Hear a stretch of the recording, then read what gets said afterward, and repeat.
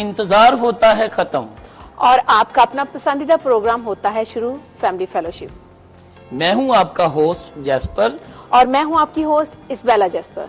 हम आपकी फीडबैक के बहुत ज्यादा मशकूर हैं। आप इसी तरह हमारे प्रोग्राम को सराहते रहिए और हम आपके लिए लाते रहेंगे नए नए program. Family fellowship forum father day के इस एपिसोड में हम आपको दिल की था गहराइयों से खुशामदीद कहते हैं। फादर डे एक समाजी त्यौहार है जो हर साल जून को चंद ममालिक के अलावा पूरी दुनिया में मनाया जाता है, जिसमें बाप की इज्जत और एहतराम के पेश नजर अपने जज्बात का इजहार किया जाता है। ये त्यौहार कोई सदियों पुराना नहीं, ये चंद साल पहले मंजरे आम पर आया। इसको मुतारफ करवाने वाली एक अमरीकी खातून सनोरा दाद हैं, जिनके वालिदैन उनके बचपन में ही इंतकाल कर गए। सनोरा शफकत पिदर से महरूम हो गई और अपने बाप को बेहद याद करती थी। फिर उसके जहन में बाप को याद करने और उसको खराजे तहसीन पेश करने का ख्याल आया। उसने 1910 में वाशिंगटन में जून में पहली बार फादर डे मनाया। फिर आहिस्ता आहिस्ता पूरे अमेरिका में इस दिन को बाप के नाम से मंसूब कर दिया गया और पूरी दुनिया में इस दिन को बड़े जोशो खरोश से मनाया जाता है।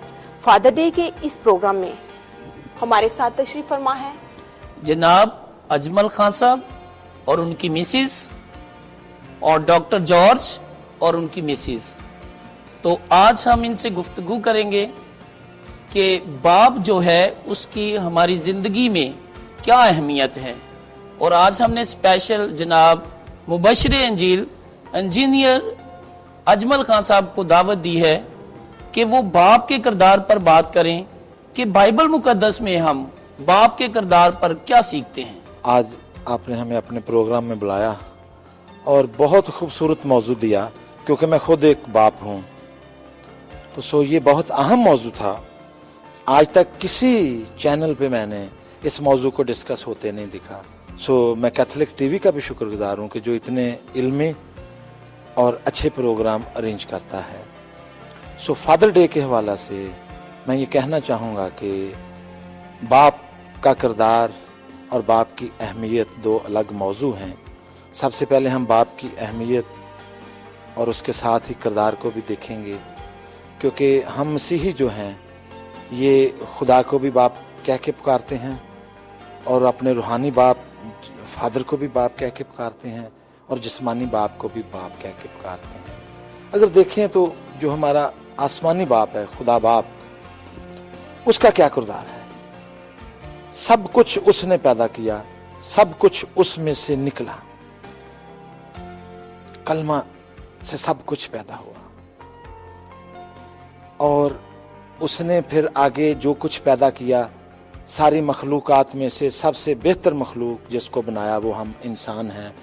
इस हद तक मोहब्बत की कि हमें अपनी शक्ल और शबीह पे बनाया, अपने जैसा बनाया और हमें बहुत से इख्तियार दिए और हमारे लिए बहुत से इंतज़ाम किए। पानी, हवा, फल, सब्जियां, खाना पीना, ज़मीन, सब कुछ हमारे लिए मुहैया किया उस बाप ने। तो इसी तरह अगर हम देखें मुखसिर जिस्मानी बाप को, तो जब उसको भी बनाया आदम को, तो उसमें से भी सारी चीजें उसमें से ही पैदा की। हवा को भी उसमें से पैदा किया। जरा गौर से देखें, यानी आदम और हवा, मेल और फीमेल, आज मियां बीवी के किरदार को तो हम देखते हैं। आज तक हमने डीपली इसको समझा नहीं है, लेकिन आज आपके फैमिली फेलोशिप फोरम के प्लेटफॉर्म से लोग समझेंगे आपके वसीला से कि आदम जब बनाया तो बाप ने अगर उसे अपनी शक्ल शबीह पे बनाया तो अपने जैसी करामात, अपने जैसी जितनी सलाहियतें थी वो उसमें भी रखी। आदम में से सब कुछ निकला। जरा देखें तो हवा को आदम की पसली से निकाला। हवा अलग से नहीं बनाई गई, आदम की पसली से निकाली गई। फिर आगे दोनों के मिलाप का एक ऐसा साइंटिफिक सिस्टम बनाया कि फिर आदम से निकली चीज जब आदम से मिलती है तो एक अगली जनरेशन का आगाज होता है। तो ये बाप ने जो अहमियत और दर्जा अपने नाम को दिया, वही दर्जा और अहमियत उसने जिस्मानी बाप को भी दी। सब कुछ उसमें से ही पैदा किया। ऐसे ही है। अच्छा, अब आगे माशरे में आके कई तहजीबों ने, कई कौमों ने, कई तरह के और जो भी नज़रियात थे, उन्होंने कई जगहों पे बाप के किरदार को किसी ने बराबर कर दिया, किसी ने मुनासिब सतह पे रखा, किसी ने नीचे करने की कोशिश की, और ये नेचर के बिल्कुल खिलाफ था। जो बाप का असल रोल है, अहमियत और किरदार, वो कैसे है। सो इस तरह से हम देखते हैं कि ये जो बाप है, इसकी भी वही जिम्मेदारियां भी वही बनती हैं। अगर खुदा ने इसमें से सब कुछ निकाला, इसको ये बुलंद दर्जा दिया है, मसीह ने यहां तक कहा कि दुल्हन का सर दुल्हा और दुल्हा का सर मसीह है, पहला कुरिन्थियों 11 बाब में। तो इसी तरह अगर हम दुल्हन के सर हैं, तो जो हमारा सर है, उसने हमारे सारी चीजें, हमारे गुनाहों को भी अपने जिम्मे ले लिया, हमारी जरूरतों को भी अपने जिम्मे ले लिया।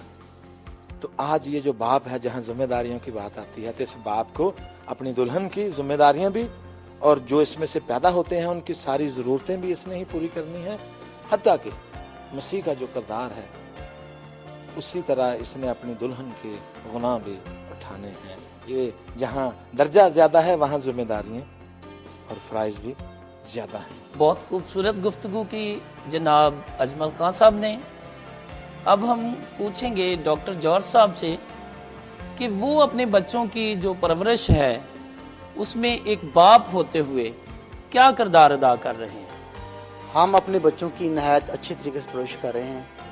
जैसे कि हमारे बाप ने हमारे घर में रहते हुए हम पे शफ़क़त का हाथ रखा, और आज भी उनका हम पर ही हाथ है, और हम भी उन्हीं के नक्शे कदम पर चलते हुए अपने बच्चों को नहायत मेहनत से, लगन से उनकी परवरिश, उनकी तालीम, उनका रहन सहन अच्छे तरीके से निभा रहे हैं।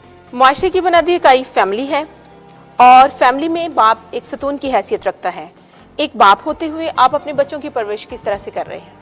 मैं एक बाप होते हुए अपने बच्चों की परवरिश को 2 हिस्सों में मैंने रखा है। एक दुनियावी, जिसमें उनकी तालीम और तरबियत और परवरिश है, और एक रूहानी, जिसमें उनको खुदा के पाक कलाम की सही तालीम देने की कोशिश करता हूँ। जब एक बाप बच्चों को तालीम देना चाहता है, तो इसका मतलब है कि बाप को पहले पता होना चाहिए